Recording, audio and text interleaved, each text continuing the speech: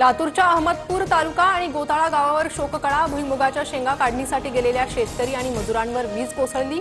दोघांचा मृत्यू तर 6 जण जखमी।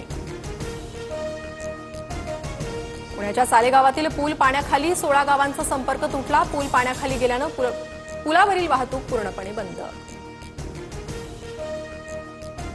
राज्यात आतापर्यंत पावसाचे 9 बळी। पुण्यात 3, ठाण्यात दोघांचा मृत्यू तर लातूरमध्ये शेतात काम करत असताना वीज पडून दोघे मृत्युमुखी। पावसामुळे राज्यात ठिकठिकाणी रस्ते बंद। पुढील 3 दिवसात होणाऱ्या परीक्षा स्थगित करा। जयंत पाटलांची सरकारकडे मागणी।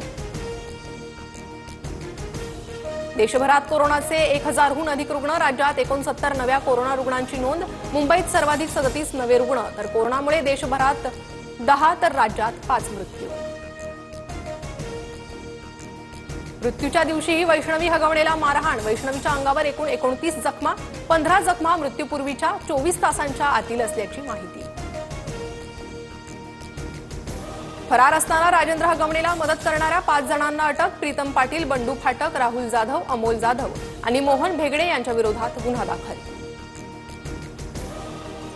ज्योती मल्होत्राचे लॅपटॉप आणि मोबाईलमधील डिलीट केलेले चॅट रिकव्हर। पाकिस्तानसाठी हेरगिरी केल्याच्या आरोपाखाली ज्योती सध्या न्यायालयीन कोठडीत।